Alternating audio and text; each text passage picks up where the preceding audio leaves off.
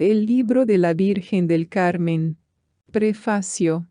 Esta pequeña obra fue escrita en el año 1952. Fue una de las primeras incursiones para hacer llegar la sabiduría gnóstica al pueblo, para contrarrestar la salida en astral que hacen los brujos y brujas para causar daños a terceros. Ellos utilizan el poder de la fornicación para sus hechicerías. Para aquellos días, esta pequeña obra mortificó en extremo a muchos sacerdotes de distintas ramas del cristianismo, y por orden del venerable maestro Samael, se suspendieron nuevas ediciones. Con el transcurso del tiempo, las cosas han cambiado en el campo religioso, y todos vemos el camino a seguir sin tanto fanatismo. Hoy sale la Virgen del Carmen para consuelo del pueblo sufrido. Desearíamos que los sabios y doctos también lean este pequeño libro, lo practiquen y comprueben aseveraciones del Maestro. Para salir en astral, debemos formar el cuerpo astral. Este cuerpo tiene color luminoso. El alma va protegida con ese cuerpo. En la persona común y corriente que no sigue la castidad, ese cuerpo es vaporoso, sin brillo y muy vago, el cual cambia totalmente cuando transformamos nuestra simiente en luz y fuego por medio de la magia amorosa o la transmutación de solteros. El monte que habla la Biblia es el campo astral, una de las tantas dimensiones de nuestro planeta Tierra. Hay citas bíblicas tales como las relacionadas con el sacerdocio para que sepan los gnósticos lo que se requiere con ese fin. También aparece un facsímil de la carta de un arzobispo antioqueño, en que manifiesta que leer la Biblia, traducida por Cipriano de Valera, no implica pecado. Como decíamos, los tiempos han cambiado y seguirán cambiando para bien de los humanos. La televisión y la radio nos permiten hablar sobre transmisión del pensamiento y el don de la ubicuidad, telepatía y proyección a distancia. Por medio de la química, se enseña que la materia se transforma en energía. Esto nos permite enseñar a los humanos a transmutar la simiente en luz y fuego. La corriente eléctrica por medio de los alambres nos permite hablar sobre las corrientes magnéticas o pránicas para curar enfermos y muchas cosas más que nos facilitan dar nuestro conocimiento al pueblo que tanto lo necesita. Nosotros los gnósticos le damos el nombre de Ram y O a la Virgen María. Debemos amarla tal como lo hacemos con la Madre Carnal. Por medio de ella, podemos desintegrar nuestros defectos que tanto daño le causan a nuestros informantes, los sentidos. Nosotros vemos la verdad desfigurada porque nuestros sentidos son defectuosos y son defectuosos mientras permanezcamos llenos de defectos. Venerable Maestro Garga Cuichines. El Padre nuestro. Padre nuestro que estás en los cielos, Iao. Santificado sea tu nombre. Vénganos tu reino. Los mundos internos. Hágase, Señor, tu voluntad, así en la tierra como en el cielo. El pan nuestro de cada día, dádnoslo hoy. Perdona nuestras deudas, así como nosotros perdonamos a nuestros deudores. No nos dejes caer en la tentación, mas líbranos de todo mal. Amén. Nota.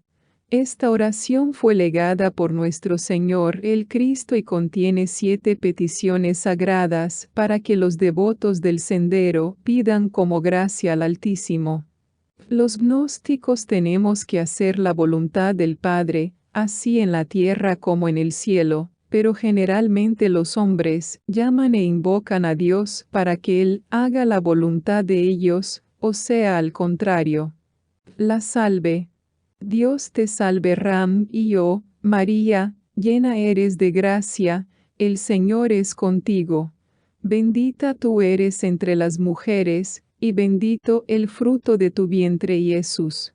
Virgen Ram y yo, Madre de Dios, ruega por nosotros, los que tenemos el yo pecador, ahora y en la hora de la muerte de nuestros defectos, yo es. Amén. Nota: esta oración, y el Padre nuestro las deben orar todos los gnósticos antes de acostarse o en momentos de peligro.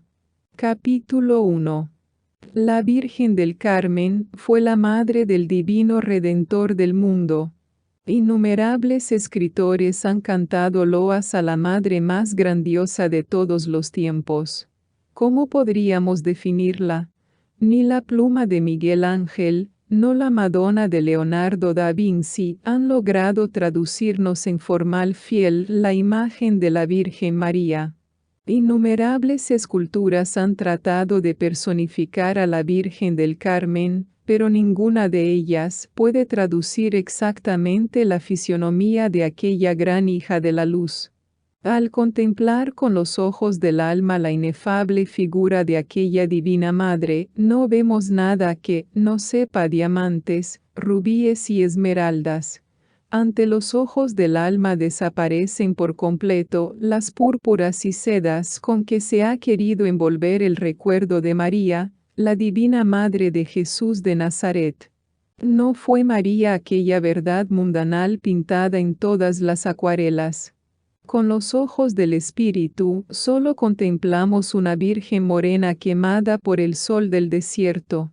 Ante nuestras atónitas miradas espirituales, se desdibujan esbeltos cuerpos y rostros provocativos de figuras femeninas, para aparecer en su lugar una mujercita sencilla de pequeña estatura, cuerpo delgado, rostro pequeño y ovalado, nariz roma, labio superior algo saliente, ojos gitanos y amplia frente. Aquella humilde mujer vestía con túnica color carmelita o marrón y sandalias de cuero. Caminando a través de los desiertos africanos rumbo a la tierra de Egipto, parecía una pródiga con su túnica vieja y rota, y su rostro moreno humedecido en copioso sudor. ¿No es María aquella estatua púrpura y diamantes que hoy adorna la Catedral de Notre Dame de París? ¿No es María aquella estatua cuyos dedos de armiño, engarzados en puro oro, alegra las procesiones de la casa parroquial? ¿No es María aquella verdad inolvidable que desde niños contemplamos sobre los suntuosos altares de nuestras iglesias pueblerinas, cuyas campanas metálicas alegran los mercados de nuestras parroquias? Ante nuestros sentidos espirituales, solo vemos una Virgen morena quemada por el sol del desierto. Ante la vista del Espíritu desaparecen por completo todas las fantasías para aparecer en su lugar una pródiga humilde, una humilde mujer de carne y hueso. Desde muy niña, María hizo voto de castidad en el templo de Jerusalén. María era hija de Ana. Su madre la llevó al templo para que hiciera sus votos, y era María una de las vestales del templo. Nació entre una aristocrática familia, y antes de ingresar al templo como vestal tuvo innumerables pretendientes y hasta tuvo un rico y apuesto galán que quiso casarse con ella. Empero María no lo aceptó, su corazón solo amaba a Dios. Los primeros años de su vida estuvieron rodeados de toda clase de comodidades. Cuenta la tradición que María hacía alfombras para el templo de Jerusalén y que esas alfombras se convertían en rosas. María conoció la doctrina secreta de la tribu de Leví. María se educó a la sombra augusta de los pórticos de Jerusalén, entre el follaje núbil de esas palmeras orientales, a cuyas sombras descansan los viejos camelleros del desierto. María fue iniciada en los misterios de Egipto, conoció la sabiduría de los faraones, y bebió en el cáliz del antiguo cristianismo, calcinado por el fuego ardiente de las tierras orientales. La religión católica tal como hoy la conocemos, ni siquiera se vislumbra sobre los 7 collados de la Roma augusta de los Césares y los viejos esenios, solo conocían la vieja doctrina cristiana, la doctrina de los mártires, aquella doctrina por la cual San Esteban murió mártir. Esa santa doctrina crística se conservaba en secreto dentro de los misterios de Egipto, Troya, Roma, Cartago, Eleusis, etc. Lo grande que hubo en el Cristo fue haber publicado la vieja doctrina sobre las calzadas de Jerusalén. Y fue María, la Virgen del Carmen, designada por la divinidad para ser la madre del divino Redentor del mundo. Capítulo 2. La Anunciación. Y al sexto mes, el ángel Gabriel fue enviado por Dios a una ciudad de Galilea, llamada Nazaret, a una virgen desposada con un varón que se llamaba José, de la casa de David, y el nombre de la virgen era María. Y entrando el ángel a donde estaba, dijo: Salve, muy favorecida, el Señor es contigo, bendita tú entre las mujeres. Mas ella, cuando le vio, se turbó de sus palabras, y pensaba qué salutación fuese esta. Entonces el ángel le dijo: María, no temas, porque has hallado gracia cerca de Dios. Y he aquí, concebirás en tu seno, y parirás un hijo, y llamarás su nombre Jesús. Versículo 26, 27, 28, 29, 30, 31, capítulo 1, San Lucas. Empero María protestó en su corazón porque era casta, y dijo al ángel: ¿Cómo será esto? Porque no conozco varón. Y respondiendo el ángel, le dijo: El Espíritu Santo vendrá sobre ti, y la virtud del Altísimo le dará sombra, por lo cual también lo santo que nacerá será llamado Hijo de Dios. Versículo 34 y 35, capítulo 1, San Lucas. Entonces María dijo: He aquí la sierva del Señor, hágase a mí conforme a tu palabra. Y el ángel partió de ella. En aquellos días, levantándose María, fue a la montaña con prisa, a una ciudad de Judá, y entró en casa de Zacarías y saludó a Elisabet. Y aconteció que como oyó Elisabet la situación de María, la criatura saltó en su vientre, y Elisabet fue llena de Espíritu Santo. Y exclamó a gran voz, y dijo: Bendita tú entre las mujeres y bendito el fruto de tu vientre. ¿Y de dónde esto a mí, que la madre de mi Señor venga a mí? Porque he aquí, como llegó la voz de situación a mis oídos, la criatura saltó de alegría en mi vientre. Porque he aquí, desde ahora me dirán bienaventurada todas las generaciones. Porque me ha hecho grandes cosas el poderoso y santo en su nombre. Y su misericordia de generación a generación a los que temen. Hizo valentía con su brazo. Esparció los soberbios del pensamiento de su corazón. Quitó a los poderosos de los tronos, y levantó a los humildes. A los hambrientos hinchó de bienes, y a los ricos envió vacíos. Recubrió a Israel su siervo, acordándose de la misericordia. Como habló a nuestros padres, a Abraham y a su simiente para siempre. Y se quedó María con ella como 3 meses, después se volvió a su casa. Versículo del 39 al 56, capítulo 1, San Lucas. En los tiempos antiguos toda la especie humana concebía sus hijos por obra y gracia del Espíritu Santo, y entonces no existía el dolor en el parto. El Espíritu Santo enviaba a sus santos ángeles, para que éstos juntasen a hombres y mujeres dentro de los grandes patios de los templos. El acto sexual era dirigido por ángeles, y este era un sacramento que solo se verificaba en los templos para engendrar cuerpos para las almas que necesitaban venir al mundo. Entonces el dolor en el parto no existía, Las mujeres parían sus hijos sin dolor porque los concebían por obra y gracia del Espíritu Santo. Pero cuando la humanidad desobedeció a los ángeles, entonces pecó contra el Espíritu Santo, y éste dijo a la mujer: parirás tus hijos con dolor, y al varón: trabajarás con el sudor de tu frente para sostener a tu mujer y a tus hijos.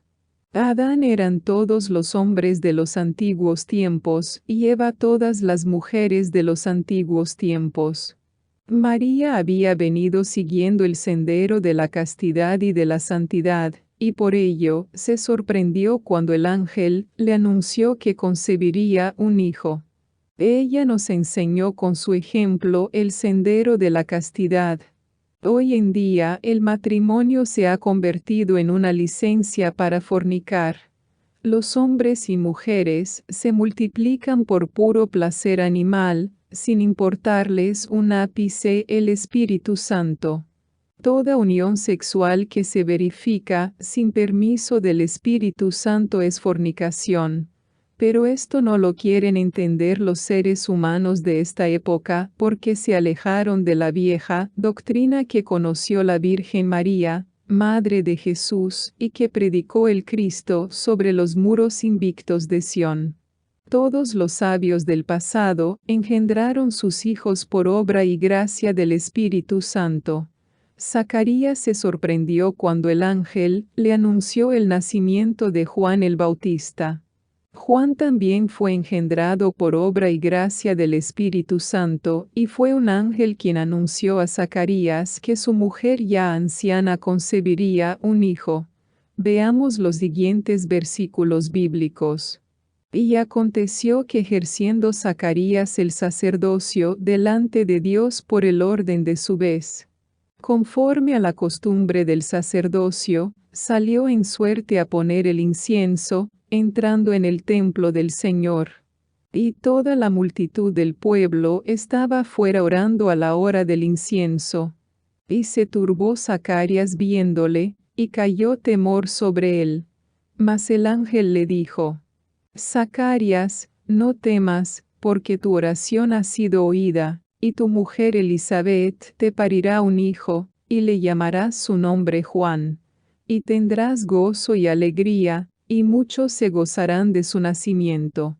Porque será grande delante de Dios, y no beberá vino ni sidra, y será lleno del Espíritu Santo, aún desde el seno de su madre.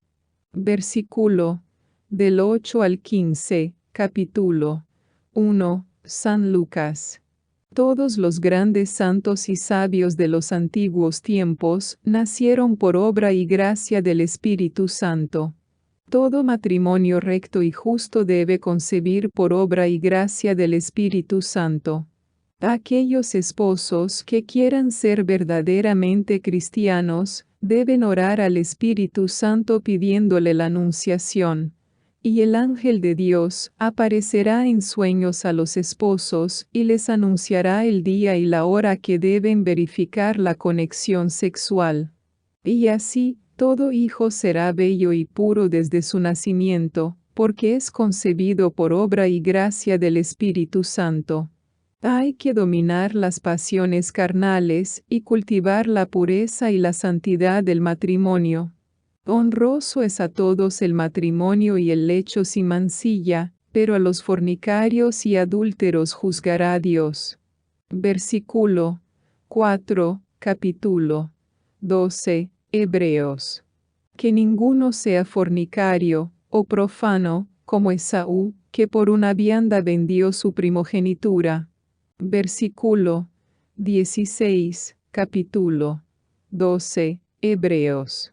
Capítulo 3. La concepción. Habían en el templo de Jerusalén 33 varones sacerdotes de la tribu de Leví.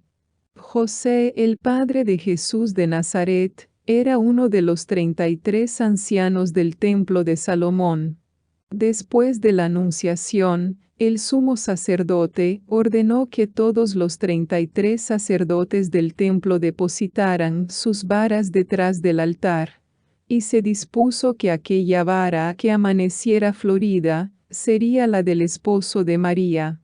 Cada uno de los sacerdotes, uno a uno en orden sucesivo, fueron colocando sus varas detrás del altar. El último que debía colocar su vara fue el sacerdote José, pero éste se resistía a la orden del sumo sacerdote, alegando su avanzada edad.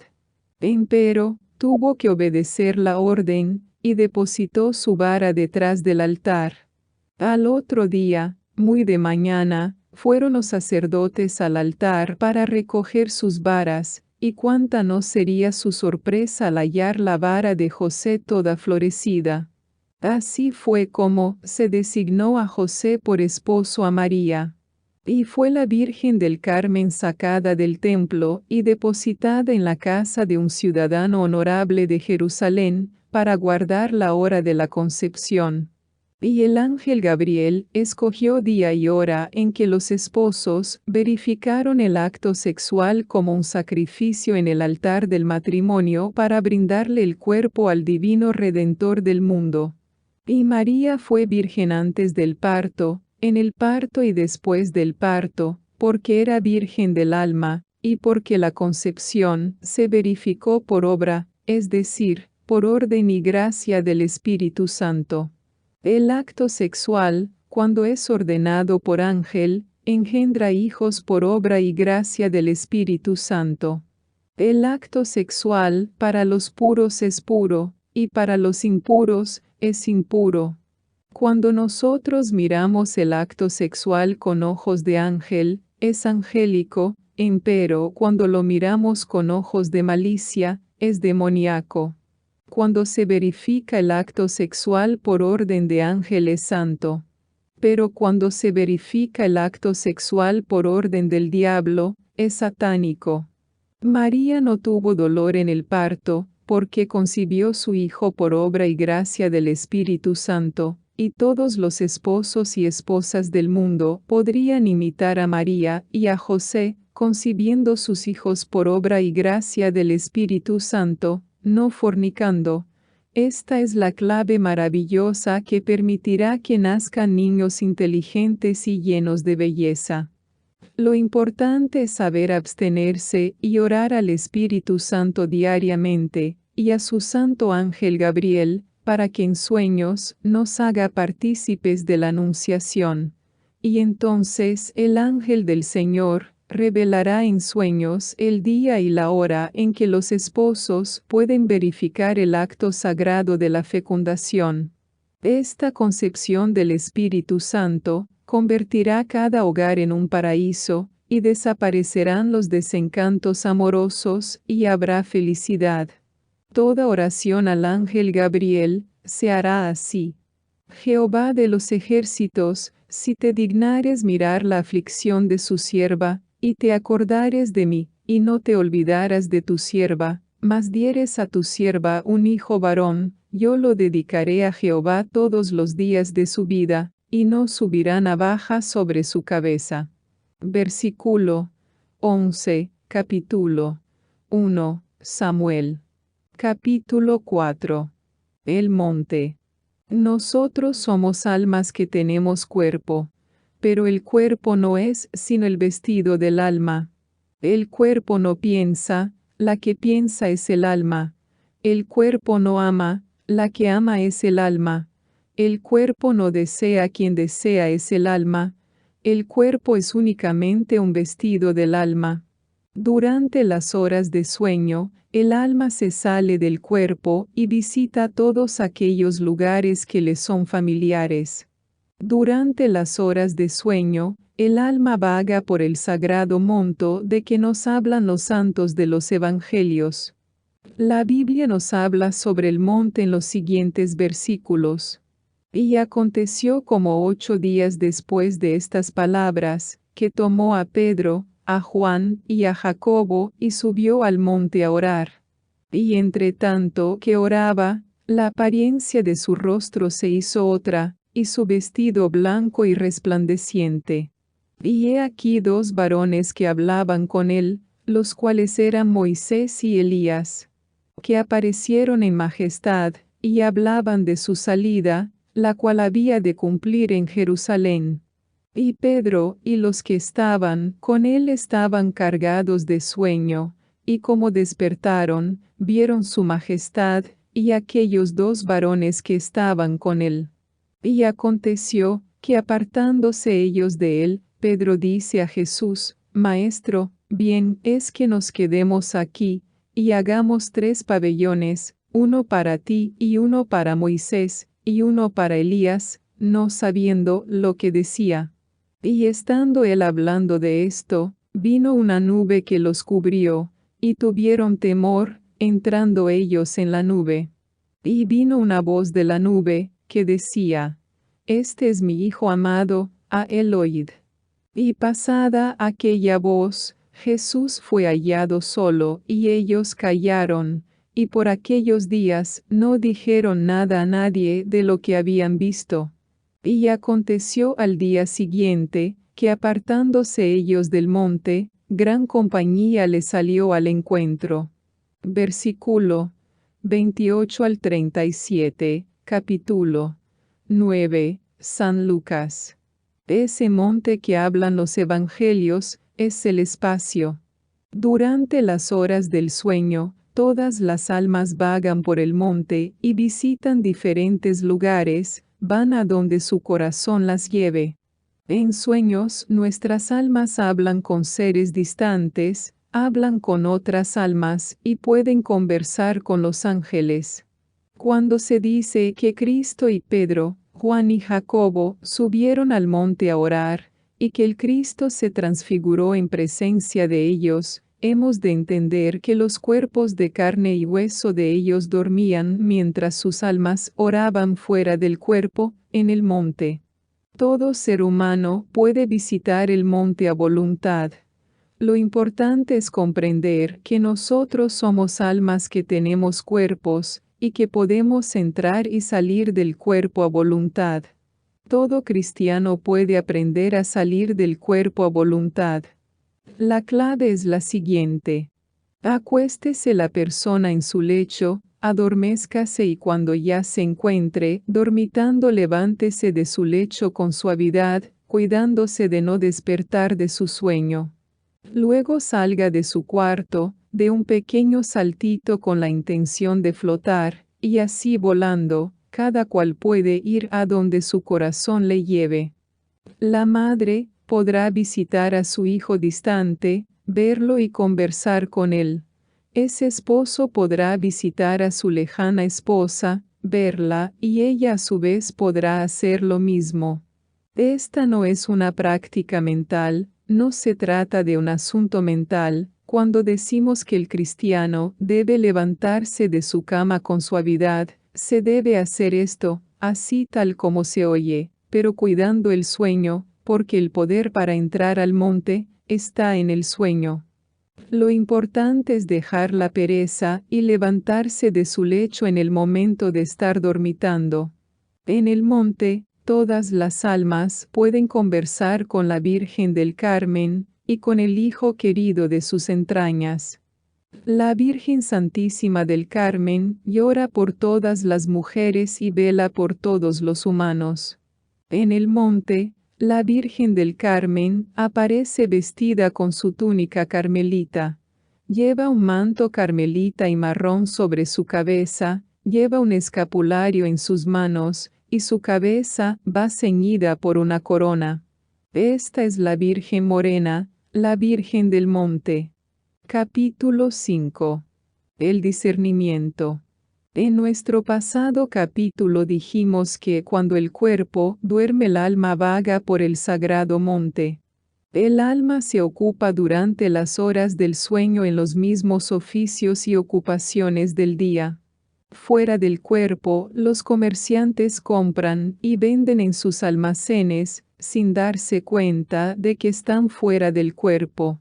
Durante las horas del sueño, vemos a las almas de las modistas, de los mecánicos, de los tenderos, de los vendedores ambulantes, etc., dedicados a los mismos oficios y menesteres del día. Esas almas andan dormidas, convencidas, seguras de que se encuentran en carne y hueso. Cuando alguien les dice que están fuera del cuerpo, entonces no creen y se burlan. Si esas almas se dieran cuenta de que están fuera del cuerpo, entonces podrían transportarse a cualquier rincón del mundo en pocos instantes. Así, la esposa que sufre por el hombre que ama y que está ausente, la novia que está sufriendo por su novio amado, puede visitarlo sin ser vista. La madre que tiene el hijo ausente puede visitar a su hijo y darse cuenta de su vida. Lo importante es conocer la clave, el secreto para darse cuenta de que está fuera del cuerpo físico. Esa clave es la del discernimiento. Durante el día debemos hacernos esta pregunta. ¿Estaré en el cuerpo? ¿Estaré fuera del cuerpo? Brinque usted entonces, dé un pequeño saltito con la intención de flotar en el espacio, y si flota es porque usted está fuera del cuerpo. Entonces, suspendido en los espacios, diríjase a donde su corazón lo lleve. Esta pregunta deberá hacérsela usted en presencia de cualquier cosa curiosa. Supongamos que va usted caminando por la calle y se encuentra con un amigo que hacía tiempo no veía, entonces hágase la pregunta: ¿estaré en el cuerpo o fuera de él? Dé un pequeño saltito con la intención de flotar, y si flota es porque su cuerpo está dormido en la cama y usted está fuera de él. Diríjase entonces a donde su corazón lo lleve, a donde el ser ausente, a donde el hijo lejano, a donde el ser amado. Esta pregunta deberá usted hacérsela durante el día, en presencia de cualquier cosa curiosa.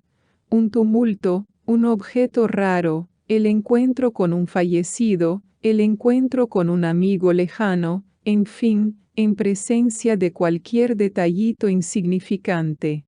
Esta clave del discernimiento se debe practicar durante el día, a cada paso, a cada instante, para que se grabe bien en nuestra alma y actúe durante el sueño. Todo lo que uno hace durante el día, lo hace también durante el sueño, y si durante el día se acostumbra a esta práctica, durante la noche resultará usted haciéndola en horas del sueño cuando su alma esté fuera del cuerpo. Y entonces, al hacerse la pregunta, dará el saltito tal como lo ha hecho durante el día, y despertará su conciencia y flotará en los espacios y podrá visitar a los seres lejanos, al hijo ausente, a la madre de la cual no ha tenido noticias, etc. El alma durante las horas del sueño está fuera del cuerpo. Lo importante es que el alma se dé cuenta de que anda fuera del cuerpo para poder visitar cualquier sitio lejano. Esta es la clave del discernimiento. Si estando fuera del cuerpo, invocamos con puro corazón a la Virgen del Carmen, entonces la Divina Madre del Nazareno concurrirá a nuestro llamado y podremos conversar con ella. Y si estando fuera del cuerpo, invocamos al ángel Gabriel, pidiéndole la anunciación, entonces él podrá decir a la esposa y al esposo, en qué día y en qué hora pueden juntar sus cuerpos. Y así las mujeres podrán concebir sus hijos por obra y gracia del Espíritu Santo, es decir, por orden del Espíritu Santo. Los hombres pueden conversar con los ángeles durante el sueño. Toda mujer, todo niño, todo anciano, puede conversar con los ángeles durante el sueño. Fuera del cuerpo podemos invocar a los ángeles y estos concurren a nuestro llamado para enseñarnos la palabra de Dios. Capítulo 6. Milagros de la Virgen del Carmen. Todos los que conocemos el monte sabemos que la Virgen del Carmen es una trabajadora incansable. Muchas veces, un devoto se cura de alguna enfermedad incurable, y entonces lleno de admiración exclama: «Por milagro de la Virgen del Carmen». Pero el devoto ignora que la Virgen del Carmen ha tenido que trabajar intensamente para poder curar el cuerpo enfermo. Otras veces un devoto se ha salvado de morir trágicamente, lleno de admiración exclamó, «Un milagro». Pero el devoto ignora el esfuerzo supremo, el enorme sacrificio, la magnitud del trabajo que a la Virgen del Carmen le ha tocado realizar. Vamos a relatar algunos milagros de la Virgen del Carmen. Primero, cerrar paréntesis. Alfredo Bello se salvó de morir ahogado en una goleta, implorando a la Virgen del Carmen. Navegaba Alfredo Bello en la zona del Canal de Panamá hacia la ciudad de Barranquilla, cuando la goleta estalló. Se hundió la nave entre las olas embravecidas del mar. No se veía, sino cielo y agua, ni un rayo de esperanza, y Alfredo Bello, agarrado a un mísero tablón, imploraba a la Virgen del Carmen. Así se salvó el hombre, recibió auxilio a tiempo, y lleno de admiración exclamó, «Un milagro». Pero aquel hombre ignoraba el esfuerzo terrible que tuvo que hacer la Virgen del Carmen para salvarlo. Segundo, cerrar paréntesis. José Prudencio Aguilar, distinguido y selecto personaje de Riohacha, navegaba en una goleta de su propiedad a través de las olas embravecidas del Atlántico, cuando fue arrollado por un huracán aterrador que agitaba las embravecidas olas del mar. Aquella goleta estuvo a punto de hundirse entre las profundidades del océano. El hombre clamaba a la Virgen del Carmen, y ésta, trabajando así duramente, logró salvarlo del desastre. «Un milagro», exclamó el hombre. Tercero, cerrar paréntesis. La señora Esther Lozano dio a luz una bella niña, sin sentir ningún dolor, en el parto, invocando a la Virgen del Carmen.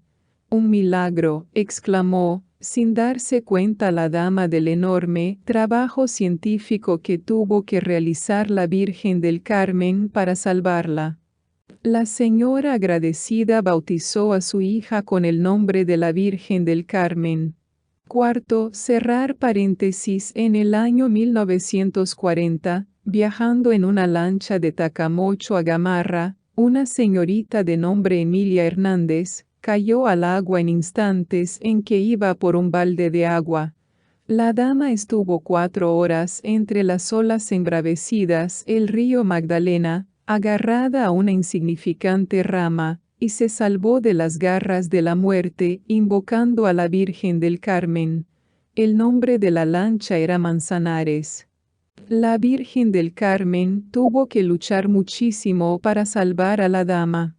Quinto, cerrar paréntesis. Un marino, perteneciente a una distinguida familia samaria, tuvo un accidente en el mar, y duró varias horas en el agua.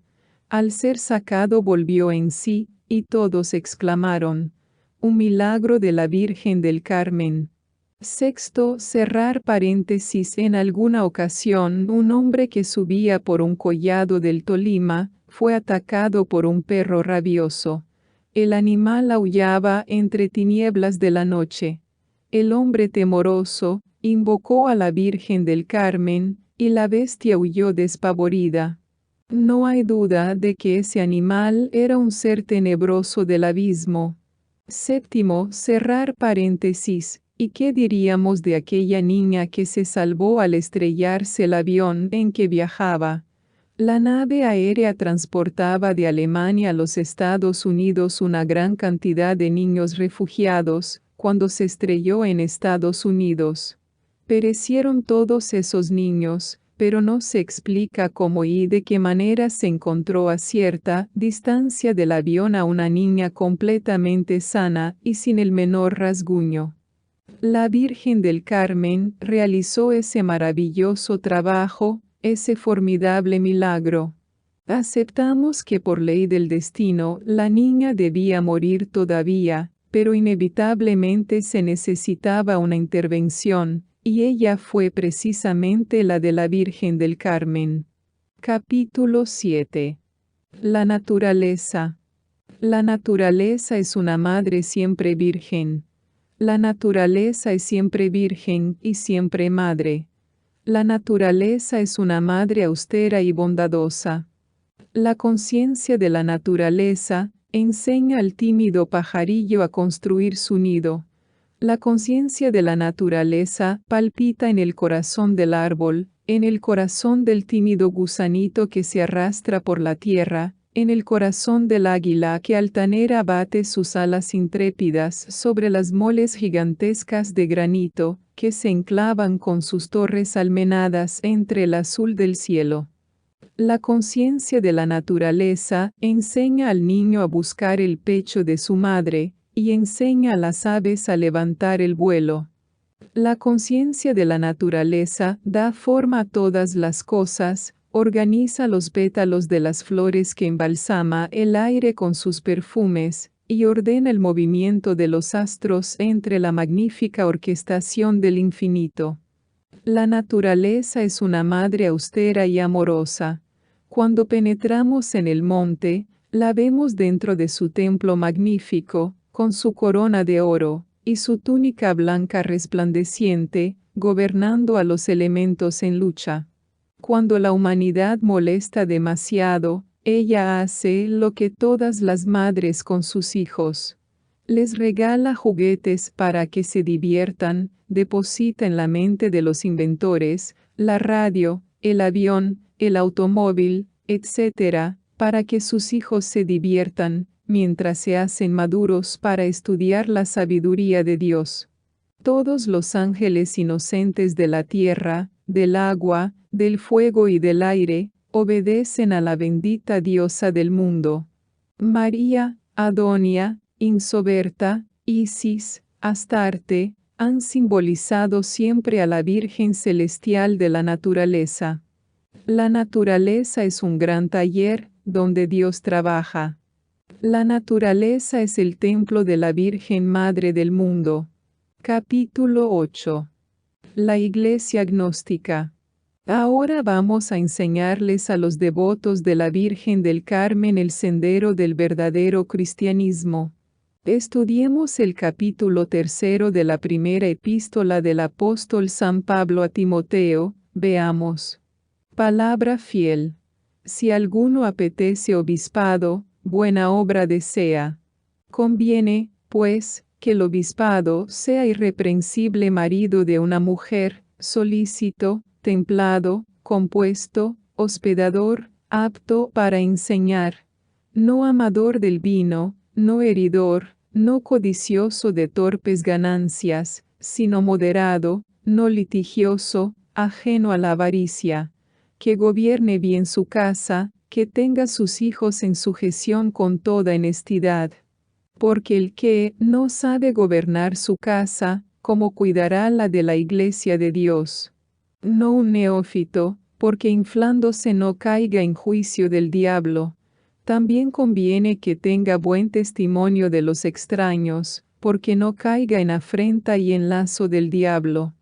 Los diáconos deben ser honestos, no bilingües, no dados a mucho vino, no amadores de torpes ganancias. Que tenga el misterio de la fe con limpia conciencia. Y estos también sean antes probados, y así ministren, si fueren sin crímenes. Las mujeres asimismo, honestas, no detractoras, templadas, fieles en todo. Los diáconos sean marido de una mujer, que gobiernen bien sus hijos y sus casas. Porque los que bien ministraren, ganan para sí buen grado, y mucha confianza en la fe que es en Cristo Jesús. Esto te escribo con esperanza que iré presto a ti. Y si no fuere tan presto, para que sepas cómo te conviene conversar en la casa de Dios, que es la iglesia de Dios vivo, columna y apoyo de la verdad. Y sin contradicción, grande es el ministerio de la piedad. Dios ha sido manifestado en carne, ha sido justificado con el Espíritu, ha sido visto de los ángeles, ha sido predicado a los gentiles, ha sido creído en el mundo, ha sido recibido en gloria. Esta es la epístola del apóstol San Pablo a San Timoteo, varón pío y temeroso de Dios. Esta es la santa doctrina de San Agustín, Santo Tomás, Clemente de Alejandría, Hipólito, Epifanio, Carpócrates, que fundó varios conventos en España, Tertuliano, San Ambrosio, San Esteban que murió mártir, San Justiciano, etc. Esta es la vieja doctrina que Cristo enseñó en secreto a sus 70 discípulos y por la cual fueron perseguidos los santos de Jerusalén. Esta es la doctrina de los grandes príncipes de la Iglesia, esta es la doctrina de los gnósticos, a la cual pertenecían los altos dignatarios de la Iglesia católica gnóstica primitiva. Este es el antiguo cristianismo que Pablo predicó en Roma cuando llegó cargado de cadenas.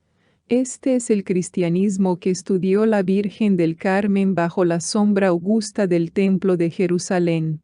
Veamos algunas otras enseñanzas del apóstol San Pablo.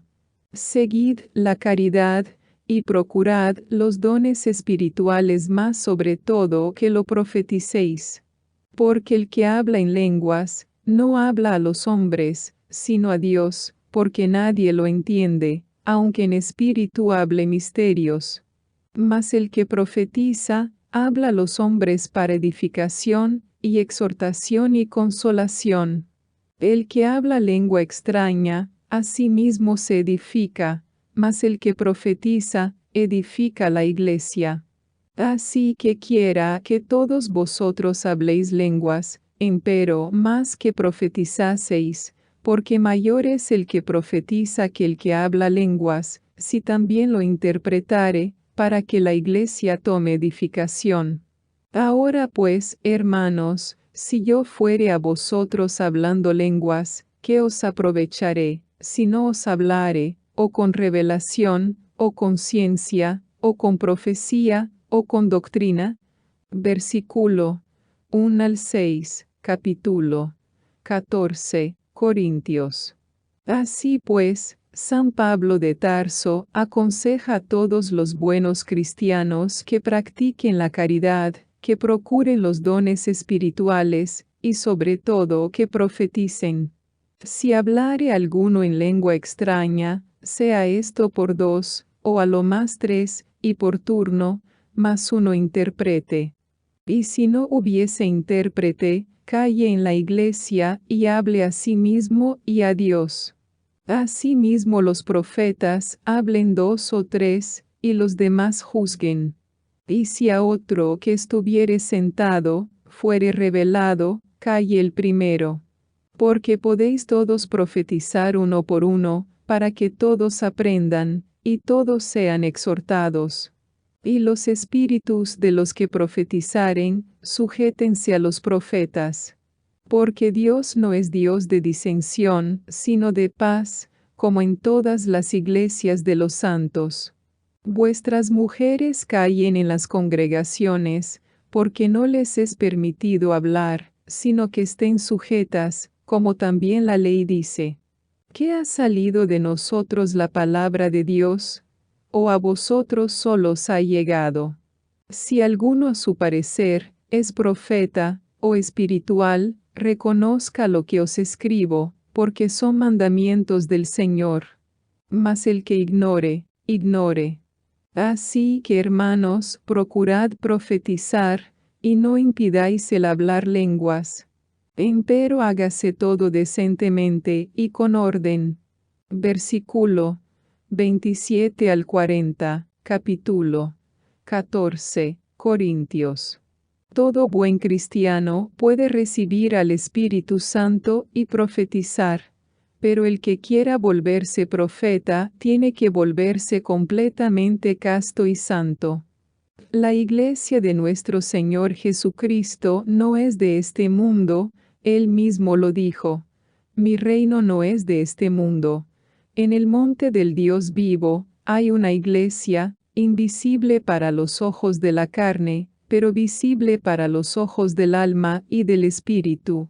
Esa es la iglesia gnóstica primitiva, a la cual pertenece el Cristo y los profetas. Esa iglesia tiene sus obispos, arzobispos, diáconos, subdiáconos y sacerdotes que ofician en el altar del Dios vivo. El patriarca de esa iglesia invisible es Jesucristo. A esa iglesia pueden ir todos los cristianos en alma y en espíritu. En los capítulos 4 y 5 de la presente obra enseñamos el secreto para salir del cuerpo conscientemente y visitar cualquier punto lejano de la tierra. También podemos todos los seres humanos visitar la iglesia gnóstica durante el sueño. Allí en esa santa iglesia, vemos a la Virgen del Carmen y a sus santos ángeles con ella. Todos los grandes santos de la Iglesia de Dios visitan la iglesia gnóstica. Los viernes y domingos en la aurora hay misas y comuniones, y todos los cristianos pueden asistir a esas misas y recibir la comunión de pan y vino, siguiendo las enseñanzas dadas en el capítulo 4 y 5 de este libro. En esa iglesia se le enseñará a todos los devotos a profetizar. En la iglesia gnóstica vemos al Cristo sentado en su trono, y todos los gnósticos podemos conversar con él personalmente. Todos los sufrimientos de María sucedieron cuando se desposó con José el sacerdote. María fue iniciada en los misterios de Egipto. En la iglesia gnóstica, los cristianos aprenden a profetizar. Lo importante es seguir la senda de santidad y castidad perfectas. En nuestros libros titulados El matrimonio perfecto y la revolución de Bell estudiamos a fondo los grandes misterios del sexo. En esas obras enseñamos los secretos más grandiosos del universo. Que la paz sea a todos los seres humanos. Samael Aunueor.